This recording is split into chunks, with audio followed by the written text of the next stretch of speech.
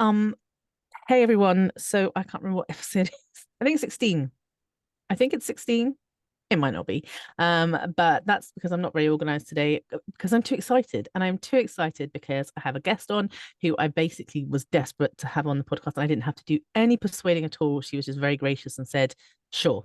So I'm very excited to introduce you to Tamara Pincus, who is someone I met again through the waiting room. She's part of my waiting room family. And she's an amazingly interesting, fascinating person who is going to talk to us all about sex. Oh yeah, baby. I was going to sing the song, but I'm not going to do it because I'm going to be professional. I'll do it at some point in time. Don't worry. Um, Now, Tamara, among many other things, is the person who told me that a rhino is a fat unicorn, which already makes her a legend in my mind. But I'm going to let her introduce herself and tell us about what she does apart from telling me amazing things. Hi. So hi, hi, I'm Tamara Pincus, and I'm a licensed clinical social worker, and I'm an ASEX certified sex therapist and sex therapy supervisor. And I run a group practice where we do sex therapy and sex education and coaching. We do a lot of classes around things like fat liberation and polyamory and all the fun stuff. So yeah, so that's what I do. I can already tell this is just part one of multiple podcasts. I'm going to beg you to come on because I'm already like I'm like a child in a around Christmas and in a like a really big like kind of Macy's type store going, oh, what first? What do I do first? What do I do first?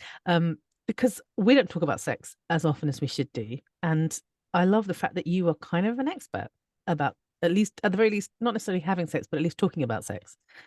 I Um, mean, I like to think I'm an expert at having sex as well. I don't Good. talk about that publicly as much. People tend to get weird about it. But I have been saying since I started my practice in 2011 that I take my work-related research seriously.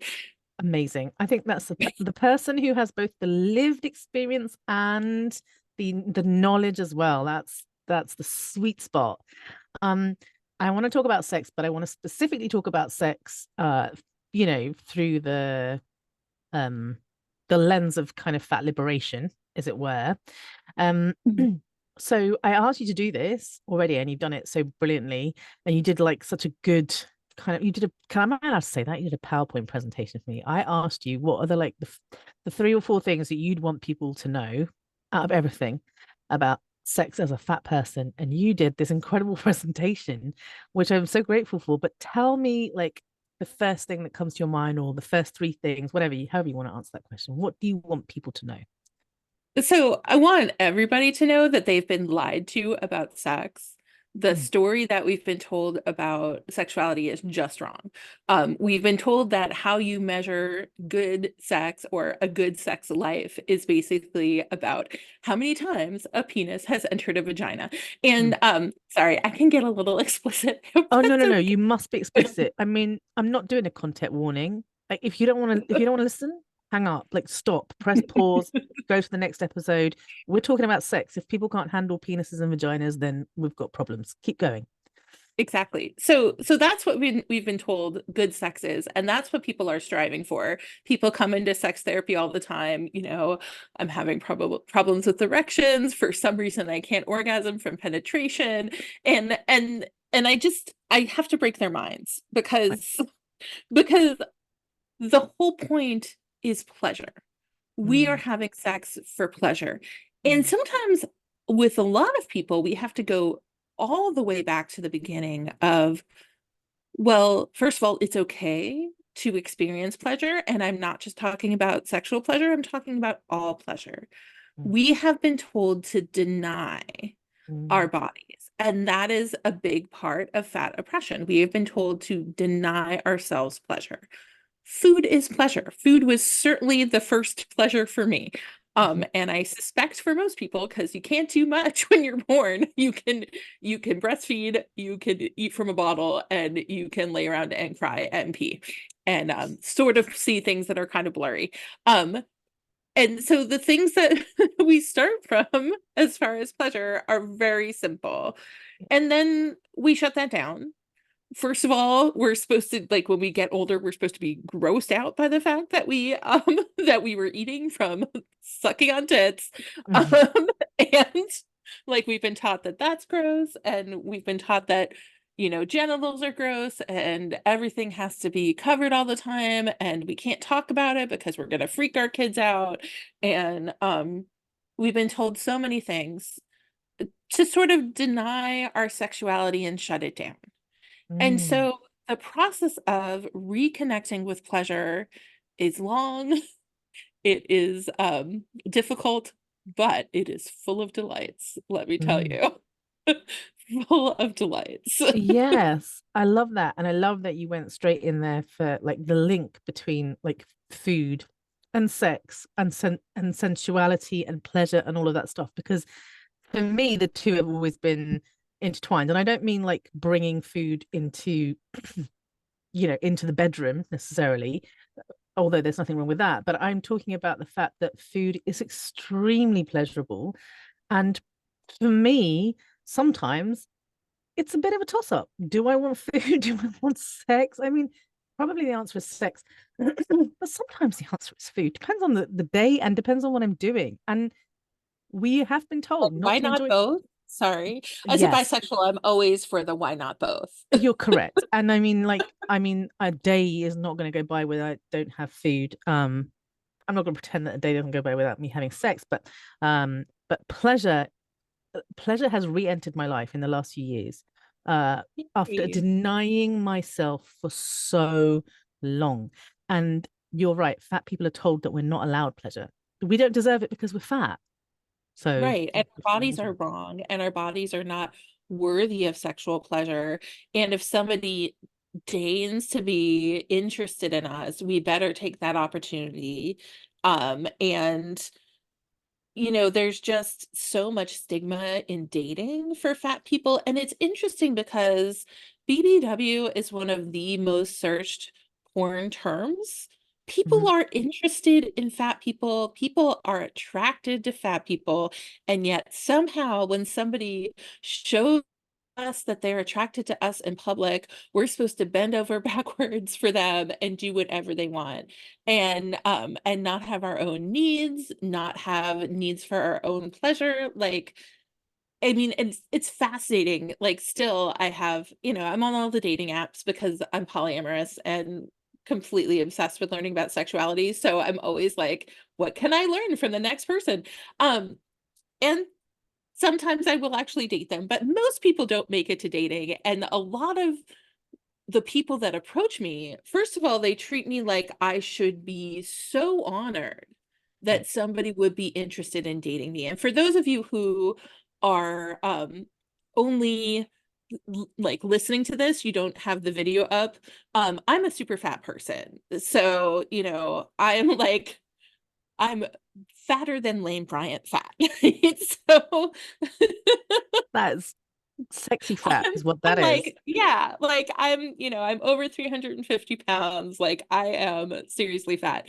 And so when people express attraction to me, they really seem to think that, like, first of all, I should be surprised because Mhm. this clearly is a thing that never happens to me. And it's wild because, like, even I think people don't read profiles on a lot of dating apps, but even with it in there saying I'm a sex therapist, people are Right. like, obviously, nobody is interested in you. No, a lot of people are interested in me. Mostly they want to learn sexual skills that they don't already know. And frankly, if I'm going to teach you that, I'm going to do it by just talking to you and with you paying me money, as opposed to using my body, which is a perfectly noble thing to do. And I will absolutely refer you to a surrogate partner if that's what you need to do, but Yeah. it's not what I'm doing. It's certainly not what I'm doing on Tinder. Right. And what you are like a legend, but a lot of fat people, I think, really do get it in their heads that actually, I should be grateful for every little scrap of attention, or, even if someone looks my way, um, that I should be grateful and I should bend over backwards and I should do whatever this person wants. In your experience, does that impact sexuality, how people approach sex when, if they're a fat person? Of course. So I've seen a lot of people who have sex that they don't want to have Mm, because they feel like they owe it to their partner, or they're worried that like they've gained weight in the course of a long-term relationship and they're worried their partner will leave them, so they're going to have sex even if the sex is not that good, or even if the sex isn't good for them at all, or even if the sex is painful. right, Um because they're afraid of losing a partner, they're afraid they'll never find a partner again.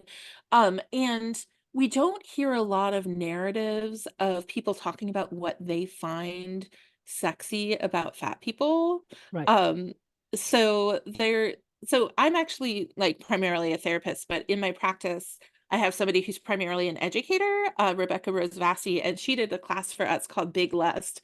And one of the things she did was she went around and she gathered quotes from people talking about what about fat bodies that they loved. And so like there's all of these really juicy quotes about, I love to like grab onto bellies, and I love feeling small, and I love the softness of fat people's bodies, um and you just do not hear that Yes, that's walking right. around on the street. You just don't hear it anywhere. Even though all these people are at home watching porn of fat people. But I Right. think I'm gonna just ramble, but I Mm, think there's a complicated piece to the way people sexualize fatness. And you right. and I have talked about this before, that like sometimes people sexualize fatness is kind of like a thing that they are grossed out by.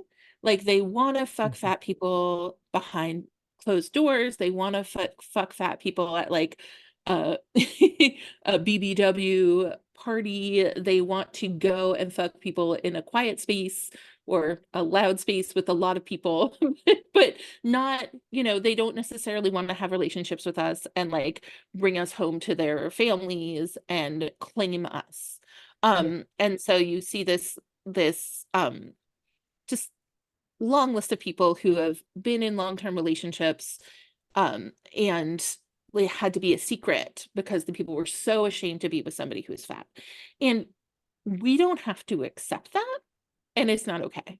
Um, but there's another aspect of fat sexuality. And, for me, this goes back to like really ancient stuff. And I'm sure you guys have all heard of, the Venus of Willendorf and like all of those little statues of like fat women that you find in ancient Mesopotamia.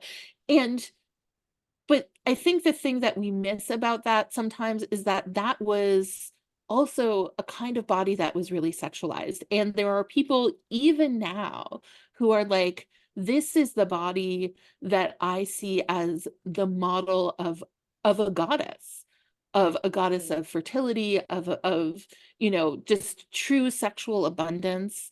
And I think people who can approach fat people with this like, you have so much to give. Mm, Literally, there's so much more of you to explore. There is so much more skin to kiss and love on and touch. And all of that deserves not just touch, but like real worship. I mean, I tend to think that when you go into the deeper, more spiritual parts of sexuality, that it's really all about worshiping each other and worshiping ourselves and creating a sacred, beautiful space to really dig into pleasure. that's amazing. And I think it goes against a lot of the things that we're taught. I think religion plays a role here. I think, like you said, societal conditioning and that around being fat and it's kind of, it's like two sides to it, and I agree with you. For me, um I've never really felt comfortable in my own body until the last few years. What I've realized now is part of being a fat person is that I really am taking pleasure as a fat person who is happy being fat and who wants to be fat and is like, I don't want to be thin anymore. There is no part of me that wants to be thin. I want my life to be better, but I have got to the stage now where I'm like, that's your fucking problem. That's a world problem. The world needs to change. I'm not changing anymore. But taking pleasure in things, just in everything, I have become much more in tune with my own body and with the world around me and with food. And don't you think like that's one of the beautiful things about fat people? It's like we will go out to restaurants and drink and eat, and like once it's difficult because of the way people treat us, but we are taking pleasure in things that everyone else has been told you must deny yourself, right? And it is so my instinct is self-denial is one of the big issues when it comes to sex because we're taught to deny ourselves in other areas as well. Do you find that in practice, or is that me making stuff up? Oh no, absolutely self-denial is a big piece of sex. And particularly for people who are socialized as women, or trans Yeah. women as well, I think, end up with this idea of like, I have to pleasure my partner and their pleasure is more important than mine. Mm, And I feel like, you know, the relationship that people have with porn now, like I feel like I I generally like I'm not like a anti-porn warrior or anything. I just think that like most mainstream porn has it's just very tied up in misogyny and in focusing on sex almost as like a violent act. yes. Um and I'm a I'm a big person who's into sort of the intersection of some sex and violence. Like I've been into BDSM since as long as I can remember. But there's a difference between like I'm gonna choke you and fuck your throat and like I'm gonna tie you up and flog you until you're high as a kite. Like I feel like some Mm, kinds of BDSM are about accessing altered states and experiencing pleasure, and some kinds are not. yeah. Like, I'm sure you get to an altered state from some of those things. I just sometimes think, first of all, that altered state might be trauma. Second of all, that altered state might be I've just passed out because I've been choked until I'm passed out. And there's like brain damage that comes from that, but like, it's a whole thing. Anyway, Debbie Herbenek has released recent research on that. And like I'm seeing it both with dudes who approach me on the internet and with like what my kids think of as normal Mm. from their experience in the world. And the fact that my kids can even talk to me about that is just like mind blowing. But anyway, sorry, I'm rambling again. I guess No, that's what rambling is we're great. This is what people tune in for the rambling. for. If we've got to season 4 and they're still tuned in, like they're here for the rambling. I wanted to get in because you mentioned about BBW. And you mentioned about kink. I don't know if I'm necessarily outing myself as being into kink and being into BDSM, but like you have been for quite some time. I Yay! don't. Excuse me. That was like a poorly timed cough. Sorry. That's not It's me okay. feeling awkward. That's just simply me I'm coughing. You're good. Um, You're good. so and have been for a really long time, and I don't think that's going to come as a surprise to many people. But my experience of BDSM versus porn BDSM, it's like complete two different things. I do not recognize the BDSM that I know in porn. Um, one of the things that I like about kink is actually how or the kink that I know, and maybe it's changing a little bit, maybe it is changing, but the kink that I know is about all the kind of like misfits and the ones that don't fit in and the ones that like are much more free and liberated. And like you say, pain and pleasure, there's a fine line. And like that technically, physiologically, there's a fine line. But I have never sort of I have when I watch porn, it feels angry and it doesn't feel good. It doesn't make me feel good. It might be arousing, but it doesn't feel nice. And one of the things that you talked about when we were talking about what we were going to discuss was talking about pleasure. And I'd love to know what like I don't want you to give all your secrets away, but what do you tend to tell your clients when you meet a typical client? Let's make them a fat client, please. Let's make them a fat woman. They can be a fat woman comes to see you and is having some issues around sex. Like what are the common things you see and what are the common things you say to them, and like how do you get them to get back in touch with pleasure? I mean, I think, you know, first of all, everybody is different and you will see all kinds of weird things. It's really easy to generalize, but as a therapist, I tend to come at things from a very individual perspective. But if I'm Mm, going to imagine like a typical fat woman client who comes in, it's often somebody who has been in a relationship for a long time that's not going great as far as the sexual part. mm, Um, Oftentimes we'll see in heterosexual relationships a guy being like, I don't find you attractive anymore because you've gained weight, in which case you have to try not to murder the other client. But right. no. I have some countertransference issues. And honestly, like I will often, if these situations are too intense in what's fat trauma for me, I have a lot of fat clinicians in my practice and that I will refer to, and I will sometimes refer them out, if it's like too hot for me to touch. Mm, Um, but if I was working with a woman in this situation as an individual, we'd be talking about masturbation. We'd be mhm, talking about like what social media and media is she engaging in? mhm, Is she seeing models of fat sexuality? Is she seeing situations where people like her are the ones who get the partner and get to have the really good sex, as opposed to like the sort of sidekick or the one who is getting it's there to make the thin person look cool. Um, so and then we want to really start with embodiment exercises, and we start with first breathing, mhm, sort of just taking some deep breaths and getting into the body and starting with very light, touching herself. We're not going to involve a partner for quite some time.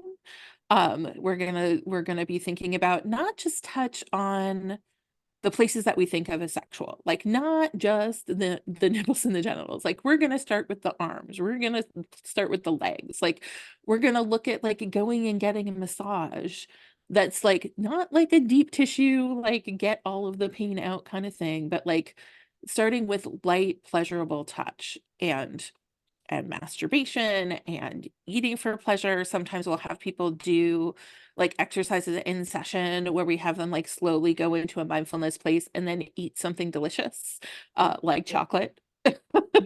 So that like This is all sounding so good.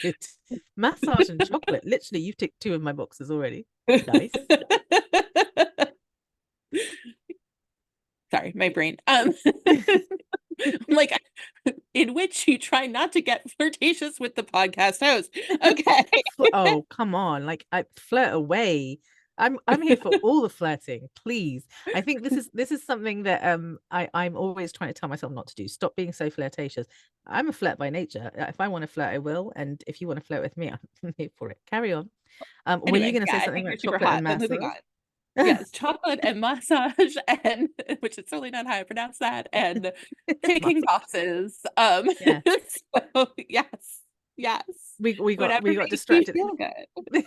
This is really helpful because I think there are a lot of people who, I mean, listen, I don't know what it's like in the States, but in the UK to find a sex therapist is hard in of itself. It's there we don't Mhm. have that many, which is a crying shame. And I think everybody needs a sex therapist. So because I think we've all been, like you said, told the wrong shit. And so we all have issues and masses of baggage and we don't get it and we never talk about it. I'm like, mental note, need to not ask a question about masturbation will come shortly after this. Oh dear, the puns are going to start now. Oh Rein it in, rein it yes. in. But Coming soon. oh no, oh dear. Okay, it's late in the evening as well for me, so my brain is already just going in very interesting directions. But so if you can't have access to a therapist, and I hear you, it's of course very individual. But if you're somebody who's listening right now who's thinking, okay, I really struggle, like the idea of pleasure during sex is quite difficult to kind of get around. It's not something I've experienced in a really long time.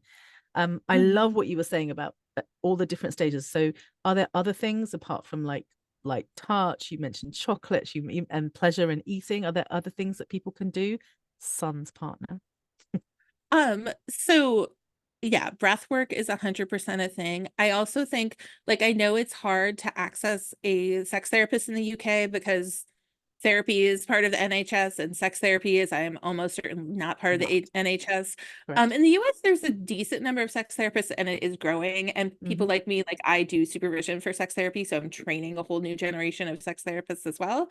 But Amazing. if you want to work with somebody and you can't find a sex therapist, there are coaches. And I don't trust all of the coaches. Some coaches have no training. Some coaches are coming from pretty predatory tantra environments, but there are some people that I trust. So first of all, I have a woman in my practice, Janelle Fisher, who is a coach who works in embodiment. She's had not only all of the training on tantra She's also done literally multiple times because she used to work as the admin for a sex therapy institute. She's taken all of the classes like Amazing. over and over again. So she has all of the information, but she's not a licensed therapist, so she can practice anywhere in the world. So she's a good person to go to. Also, anybody who's certified by Urban Tantra, like I've been through that program. Barbara Corellis does an amazing job of sitting people down and really talking about professional ethics, Right. which most people who work in the sexuality fields, like a lot of those places are really problematic. Right. And I'm tempted to call them all out, but I don't because I don't want to, I'm not going to open some cans of worms. But I would just say start with Urban Tantra because they are thinking about professional ethics. That's amazing. Thank you. Can we talk about masturbation for a moment? A As lot of long as so you like. a lot of, I mean, I'm hoping we've got to the stage in life where we don't think it's a bad thing. I mean, when I was growing up, it was totally a taboo thing. I'm sure my kids don't think that, and I hope my kids' peers don't think that either. But when I was researching, sort of medical fat phobia, medical weight stigma, I came across a whole bunch of doctors. John Harvey Kellogg is one of the main ones, but anyone involved in the temperance movement and doctors involved in the temperance movement and eugenics, etc., they had a Mhm. real thing about like it was food and masturbation. The two were very much linked together. So John Harvey Mhm. Kellogg and Battle Creek Sanatorium and all of that stuff, it was you didn't eat meat and you exercised and you took long walks and you did not masturbate. Um, Right. but it's good for you, right? Like, I mean, I'm It is good for you. It makes you feel good. It releases all of the pleasure hormones, um, particularly for people who have penises. It's helpful as far as avoiding problems with prostates. And one of the things, this is not really what you asked for, but I'm going to put it out there. So, yeah, for AFAB people, often you're looking for clitoral stimulation, but oftentimes people are also into penetration, and that can be hard to access if you yes, are a super fat person. yes, So, and sometimes it can be really daunting to like go into a sex toy store, but there are long-handled wand vibrators, like the Hitachi Magic Wand is like sort of the classic, but I find that there's others that are sort of built differently that actually even can get more clitoral pressure at a long distance. So like a percussion massage, like I use the percussion massage dolphin, which is like $20 on Amazon. really. But yeah, but it's sort of weighted so it sort of curves around in a way that like hits directly on the clit, and it's not like you have to sort of push it hard into yourself because it's like a straight line. Hmm. So I think that can be really helpful. And then they also have like handles that are like for penetration toys, so you can, if you have something that has like a vaculock like thing on the bottom, they have a bunch of sort of interchangeable like sex toys, like so basically you can put like a cock of any size like on a handle, or you can put it into something that is sort of like a ride-on toy if you're more of a top for penetration. So there's a lot of things you can do as far as masturbation to help with accessibility. And then there's also sleeves that you can use at a greater distance if you're a person with a penis. So yeah, lots of things. So I'm still stuck on the fact that a licensed sex therapist told me that a $20 like sex toy, like I have always been told the more you spend, the better the quality they are, and like that's not been my experience. My favorite one was the cheapest one I ever owned, and then it eventually broke, but it took a really long time to break, and then I couldn't like I found the exact replacement, and I've been going ever since. Like amazing. I It, mean, I think one of the concerns, like, so a lot of the less expensive insertables are made from plastics that will yes, degrade inside you. right, So, but that doesn't, I mean, often those are the softest plastics. So I just put a condom on them. right, So like, very smart. so, so problem solved. I mean, if it's gonna hurt you like chemically by going inside you, then for God's sakes, don't make it touch you. But like, you do that with penises, why not with toys? And for me, I have this is how I roll. Like I always have a lot of expired condoms around because I buy tons of them for like if I'm going to be dating new people or I'm going to be experimenting. And then like once they go past the date, like I don't want to use them with a person, but like the toy is Yeah, going to be still just safe. fine. Yeah, I absolutely. mean, and then yeah, absolutely. This is actually really like very helpful advice. I'm suddenly thinking, I know I've got some expired condoms somewhere in there. Now I know what to do with them because otherwise you just throw them away, which is such a shame. Um, okay, so that's really useful to know. What about when we're actually having sex? For most people with a clitoris, we know that to orgasm to climax from penetration is unusual, and actually the vast majority of people don't. Is that correct? That is correct. Yes. Yes. So when you're having sex, especially if you're having penetrative sex, Mhm. and you're a fat person, like, are there things that you can do? Are there, you know, basically, I'm talking about the logistics because I think it is harder sometimes, and it's harder as a fat person to ask and say, actually, what I really need is like a cushion or something so that I can experience pleasure during this activity. But as a fat person, I'm just like, well, I'm lucky to be having sex, so I'll just not experience pleasure. That's been my experience. And I wonder, like, accommodations for fat sex, is there such a thing?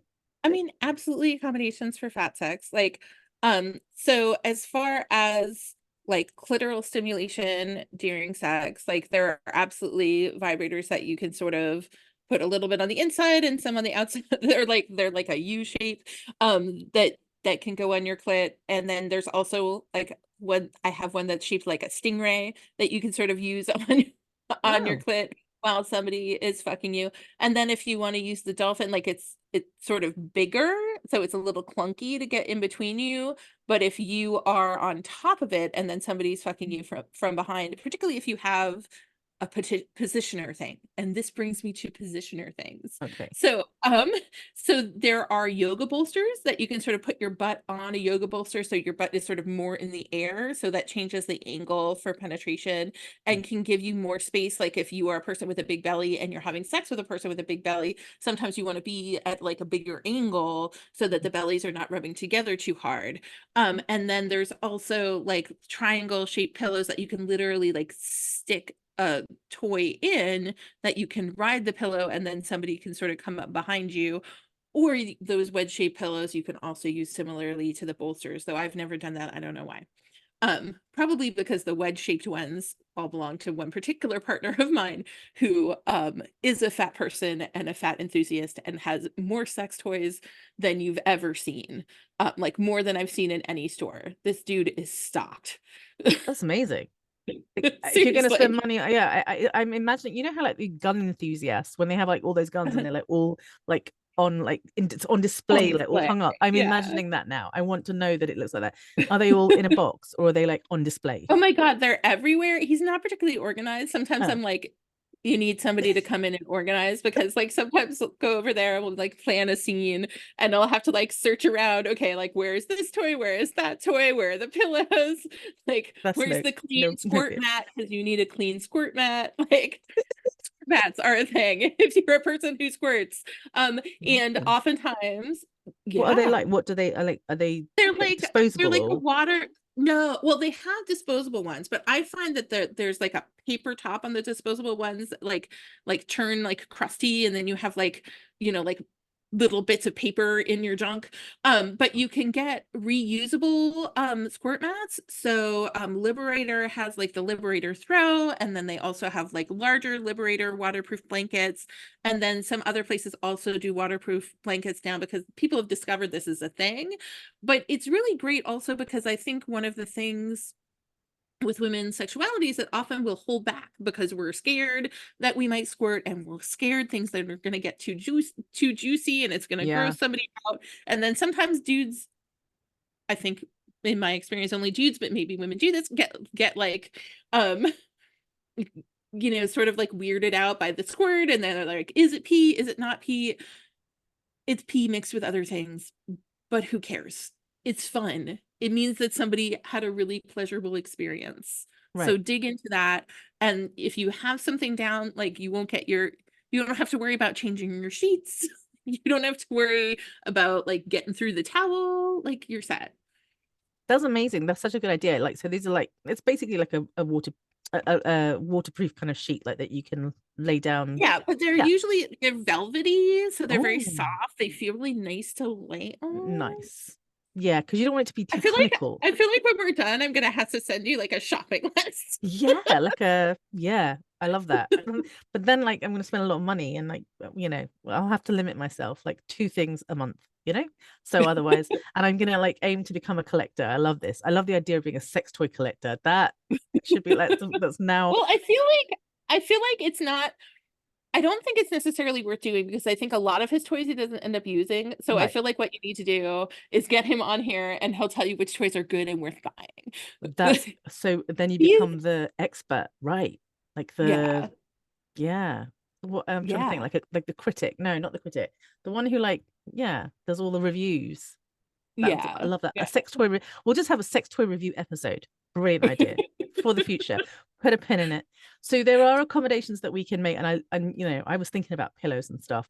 And people shouldn't be ashamed. This is the thing. It feels so shameful to say I need accommodations during sex in order to experience pleasure. I'm gonna need you to do this, this, and this to me, Mhm. even as I say it now, and I'm quite a sex positive person who has a sex positive partner and have been involved in it's not shouldn't be a big thing for me. And yet still, even as I'm saying it, it feels a bit difficult to say, I'm actually gonna Mhm. need you. And as my body is changing, I'm finding it harder and harder, yeah, to ask for that. So go on, what were you So gonna I say? think, yeah, I mean, I think it's scary. So I think the first thing to do is have this conversation with a partner outside of the bedroom and outside of sexy times. Right. Like you don't want to be like you're laying on the bed. Well, and this is a thing that happens to me all the time. You're laying on the bed and you're like, "Fuck, I need the squirt mat." And you have to get up and run across the room. You don't want to do that. Um you want to like go in with like we're going to like let's try this bolster tonight and like let's try a different position and have you consider bondage like this so it doesn't hurt. And I think the other thing is that not only do thin people need these things and have these things, but they feel comfortable asking for them. And like I just have this image in my head of Dan Savage saying like you better believe that if a guy needed like a kayak and skis and all sorts of weird things in his room to be sexually pleased, like they would be there, That, just I feel like this is where we need to approach sexuality with the confidence of a mediocre white guy. yeah. Unfortunately, I feel like even mediocre white guys struggle in this area. So, with the confidence of somebody who actually has confidence. Right. This is so true.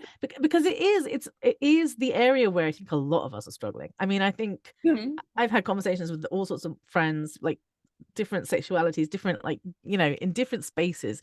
And mhm, I'm yet to find someone who's just like, yeah, my sex life is on point. I think mhm. um it's difficult because it's so difficult to ask and it can go on for years. This is the other thing I want to tell people. One of the things that I experience, and I'm sure you're the same, is that people can be going through this for decades and do nothing about it. So don't feel like it's just happening to me. No, it's happening to a lot of people, and actually it could be Yeah. going on for a really long time. It takes a lot of guts to reach out to someone like you and say, actually, I really want some help with this. I love that Yeah, there I are mean, people like this. I've certainly seen people where they've been having sexual problems in the relationship for 20, 30, 40 years. Like, Mm, been together forever, never had good sex. So like, but there's always time to come back to it and try to find it. And it may be that somebody's asexual. It may be that somebody like is into a gender of person they're not in a relationship with. Like there are things that are like you're gonna have to go outside your relationship to solve it, but you're never gonna figure it out if you don't let yourself look at it. nice. And I also think one of the things that makes me crazy is people tend to come in, it's been 20 years since they've talked about their sexuality, and it's been a mess, and then they want me to be fixed right now. And like I cannot undo like 20 years of damage right now. It's gonna take time. Yeah. It's gonna be slow. You're gonna have to unlearn all of these patterns. You're gonna have to unlearn the avoidance. And you're gonna have to really devote time, not just therapy time, but like you're gonna have to spend time in bed exploring. You're gonna have to spend time, you know, getting comfortable with your body again, getting comfortable with bodily changes. Um, I mean, because over that course of that 20 years, chances are your body has changed, and a lot of us have developed various disabilities, and we need to learn what good sexuality looks like with that. But Right. also, like, we've also been told that older people, are not sexual or not attractive. Th that is not true. People are into sex until the end of their lives. They might not get a hard on, but that doesn't mean Yeah. that they're not enjoying sex and orgasming. And I also think there's this other thing about like having sex and orgasming at the same time as a partner. Like, for fuck's sake, take turns. Like, Right. like Thank you for it saying does that. not have to happen at the same time, and maybe it shouldn't. And like, and I want to go back to like the thing you were saying about like during sex and like trying to get clitoral stimulation during sex. And like, yes, that is a great thing. Do it also after, if like you've had sex and your partner has come and you have not, and you have a clitoris, like, please do something to get off, and your partner should fucking help. Right. I'm and I'm sorry, but like having had an orgasm doesn't mean you immediately have to roll over and go to sleep. Like, you could go down on your partner, use toys on your partner, experiment with fisting. There's all kinds of fun things you can do that you never even thought of. Right. Like, You could, that's so true. And to all the women or people who are socially conditioned as women, because as the trans masc, I can tell you this is also an issue for us. I 100% agree. Like, please, there is, oh God, it's just gonna make me mad. I'm gonna get into a rant about patriarchy in a moment, and I don't want to do that. I'm trying to avoid that. I wanted to ask you a question about polyamory. I wanted to ask you a mhm. question about kink, because these are two things that I think, again, people are not so comfortable talking about. In terms of, and I like the idea of ethical non-monogamy. And I think that there are issues. I have met some people who are polyamorous, and I'm like, huh, that this doesn't feel great to me in the way that certain partners are treating other partners. But those of us who, or those within the community who are doing it ethically, like, can you tell us about polyamory? You're someone who is openly polyamorous and you're quite comfortable talking about it. So there will be people who are like, poly what? Yeah, so polyamory is when you have the ability to be in more than one romantic relationship with the agreement of everybody involved, where it's okay to not only have sex with multiple people, but have relationships with them and really go deep. So it's more than just all kinds of ethical non-monogamy. It's more than just swinging. It's like you could fall in love and that'd be okay. And you might not fall in love. You might just hook up tonight, and that's okay too. Right. Um, so like being able to have space for multiple relationships, it's a thing that I have been actively doing this time since 2011, when I opened my marriage with my future ex-husband, who I was with for 20 years, and we generally got along. We only broke up because he didn't get a job. um, but I lived with him and his girlfriend and all of our kids for 8 years. It worked pretty darn well, actually. And I mean, I think there are a lot of times where people do it badly. I think Yes. oftentimes people will come into polyamory as like, we're a married couple and we want to have a relationship with the third person where that third person doesn't really have any rights. So Yeah. that's a problem.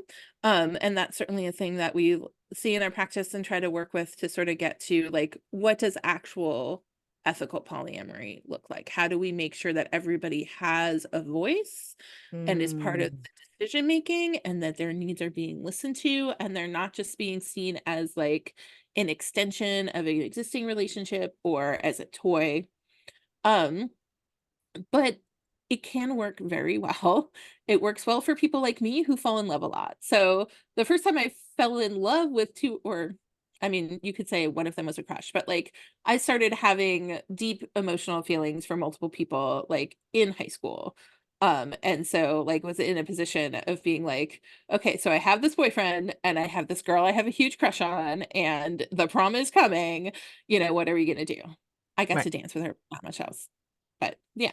I was gonna say, what, like, did you all go together? No, there's not a like No, beautiful. no. Oh, that's a Well, shame. yeah, well, I don't even know. I was too scared to really tell her how I felt. So I did Mhm. ask her to dance. So we had like one nice romantic dance, but that was really it. Like I never got to Mm. like kiss her or anything. I don't think I even told her I had a crush on her until like a year ago, because Facebook allows you to get back in touch with these people. And I don't think she had any clue.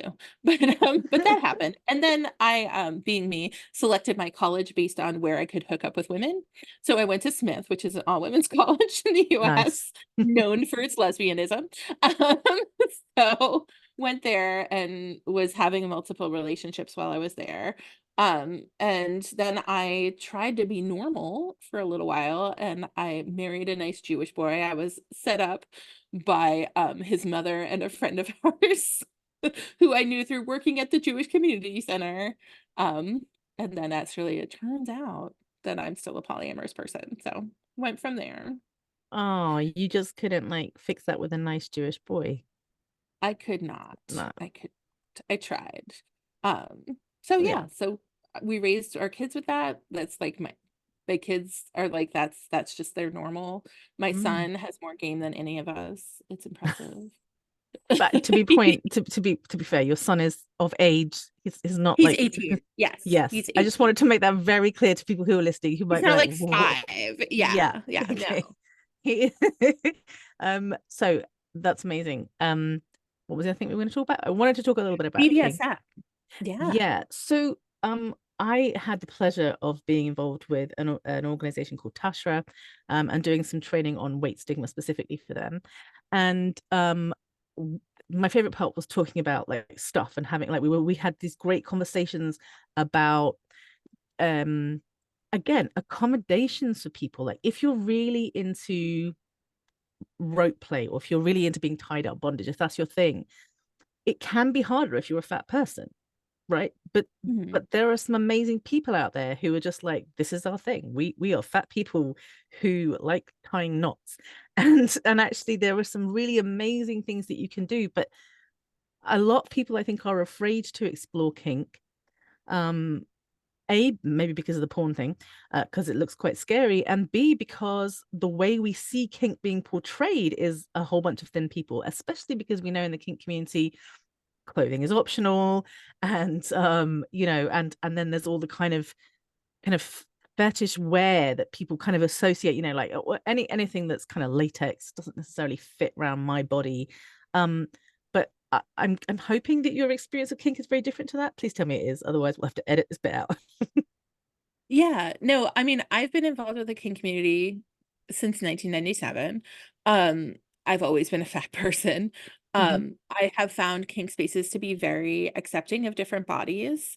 Um, though to be fair, they don't necessarily always know what to do with us. So like as far as like if you're like doing rope is not that much more complicated on a fat person. Like you need more rope, but it's Yeah, not that much more complicated. yeah, But like for suspension, you want to yes, be thinking more about like what joints are you putting stress on and what right, are you going to do if somebody passes out? I yeah.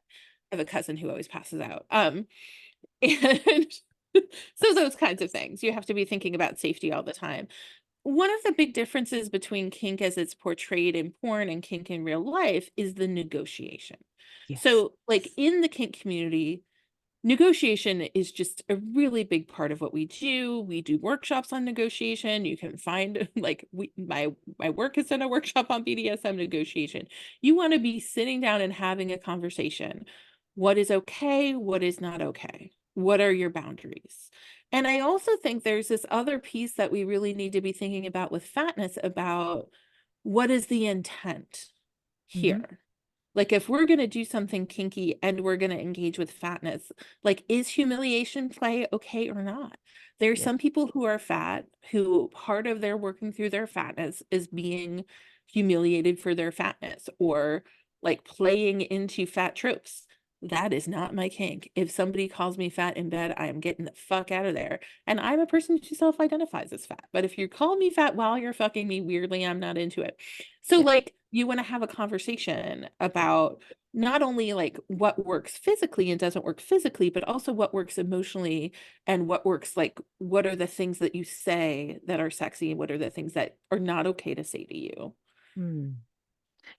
Which is why, and I feel like this is a really great way. This is the great kind of like conclusion, which is why I think the kink space is so great. Because, like you said, genuine kink is actually talking about sex, which is the thing that most of us don't do if we're outside of kink. most of us don't sit down with our partners, multiple or single, and go, can we talk about the things that I like doing, the things that give me pleasure, the things that don't give me pleasure, the things I definitely don't want you to do, the things that are hard, absolute limits, no way, no how, things that I'm like, yeah, I might want to try that. I'm not sure yet if the mood. We don't sit down and talk about these things, which is a crying fucking shame because well, again, I'm putting words in your mouth, but I'm guessing communication is a really important part of sex for everybody. Communication is a really important part of sex. And when you said that thing about talking about the things that you're like okay to do, the things that are maybe, the things that are hell no, like there's whole lists. They're called Mhm. yes, no, maybe lists. There are a bunch of different ones Yeah, where you can like sit down with a partner and be like, okay, here, like I'm gonna check off, like, yes, I'm into this, no, I'm not into that, like maybe I could do that. yeah, Like all of those things really need to be negotiated, and not just in kink relationships but in all relationships. Like I right. think the kink community will really teach you how to talk about sex. Mhm. Porn will not teach you how to talk about sex. They just do it. They don't even talk, they don't teach you how to prep for sex either. There's the other element where you're just like, that doesn't slide in that easily in real life, peeps. They've been doing some preparation off camera that you didn't see, which I think can be very, very surprising for people, especially young people who watch a lot of porn. But perhaps that's a different story for a different day. This has been amazing. I'm trying to think like how we can end it. uh, I mean, I think, I don't know. I just hope that all of you out there like listen to this and think about how you can find your own pleasure and how you can talk about pleasure for you and sex for you and maybe not sex for you if you're asexual. There's a lot of those. But how can you bring joy into your life? Yes. And thank you for bringing up asexuality because they're just people out there that really aren't into this shit. And actually, like again, that's great. Good for you. Like there's nothing to be ashamed of here. Tamara, you have been amazing. And I just think that for a lot of people listening, they will have just been like, wow, that was a lot of information. And that's really good. And it's really good sometimes, I think, to hear two people talking about sex in a way that's kind of like, this is not weird. This is not that this is nothing to be ashamed of. Just we're just talking, we're just using words to describe things. Where can people find you? Because you are amazing. And as you said, like you are only licensed in the US or just in in your one state, or can you work throughout the US? So I can work in DC, Maryland, and Virginia. And Right. Virginia just signed the social work compact. So whenever they work through administrative shit, then I'll be able to work in any state that it participates with the compact. But Oh, I have people in my practice who I work with who are really good, who can work anywhere in the world. I did that on purpose. You great. can find us at tamarapincus.com. That's the easiest way to go. Yeah. Yeah. I don't, one thing that I do, I'm terrible at all of the stuff, but I do link it in the show notes, peeps. It will be in there. And my show notes not very long, so you can find the link very easily. And I really like, okay, my friend first, get in line. Just because you heard her on this podcast, if you've never heard of her before, that's great. But I found her first. So like don't forget that. You can stand behind me in line, but I strongly recommend that you're following and that you're engaging and that because honestly, Tamara will bring joy to your life and has brought great joy to my life. And also, let's go back to the beginning. Told me that rhinos were fat unicorns. I have not forgotten that. That was like something that I needed in that moment and has changed my life. So I cannot recommend you enough. I have loved this conversation. I really want feedback. I would really like people, if you're listening right now, occasionally some of you will email me and be like, oh, I just listened to the last podcast. It was really good. I'd love to hear your feedback about this one. And should we do some more? Like, do we need to persuade Tamara to come back and do another one and answer some other questions? Thank you so much for being here.